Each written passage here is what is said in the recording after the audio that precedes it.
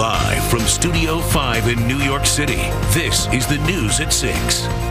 It is Tuesday night. Good evening, everyone. I'm Ernie Anastos, and we thank you once again for joining us. And we're going to check our news headlines and Nick's sunny forecast coming up in just a few minutes. But first tonight, let's go to work. But long gone is the regular 9 to 5 schedule. It seems that a lot of people find themselves working longer hours, irregular shifts that include last-minute changes with little or no extra pay. What's behind the change, and how do we handle it? Well, we want to help you out tonight. Our Linda Schmidt takes a closer look now at the problem. They're expecting more and more of their employees and, our cell phones, and we're online and emails. For most of us, it seems the 9 to 5 job just doesn't exist anymore. People are working longer hours, nights, rotating shifts. The regular work week is now irregular. I think definitely the demands are too high. Greg Giangrande is the Chief Human Resources Officer with Time Inc. He says the recession of 2008 changed the working landscape. Companies downsized because business took a major downturn.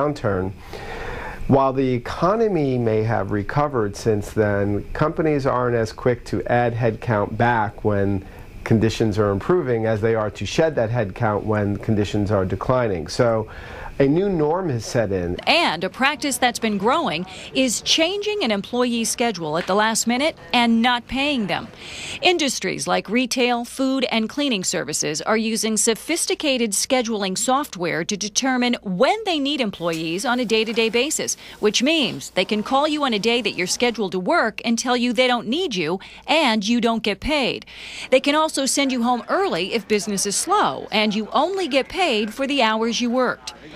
An economics professor at Penn State University has been researching what is now being called the unstable work schedule practice. Workers who spend the time and money to come in for a work shift and then are told they're not needed or not needed for as many hours as they were scheduled, and that creates havoc with their lives if they have child care arrangements or classes or transportation issues. Professor Lonnie Golden says the double whammy for these workers is that they're not getting the salary they desperately depend on. There's a lot of unfair aspects to it, and sometimes that requires some additional new regulations, and that's what's being talked about. In fact, New York State Attorney General Eric Schneiderman is looking into the matter.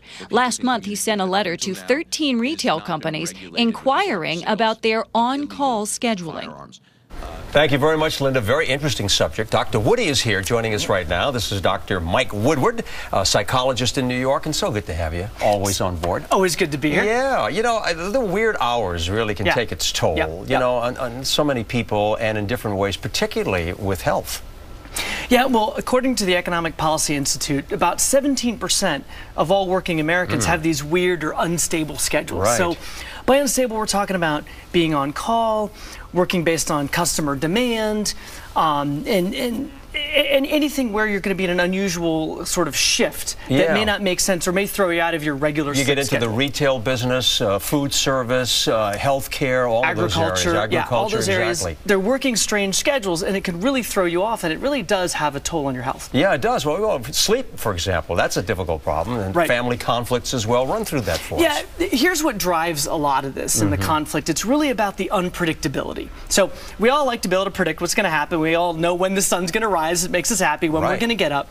But when you're in an unstable schedule, you can't really know when you're going to get called on. Yeah, you can't regulate things. Yeah, or when things are going to happen. So what happens is you can't plan your child care. If you're taking care of an elderly adult, how do you plan for that? And at the last minute, you're shuffling to take care of all this stuff before you have to shuffle and hustle to get into work and make it in. So it weighs on you heavily, and it throws you completely off. It does.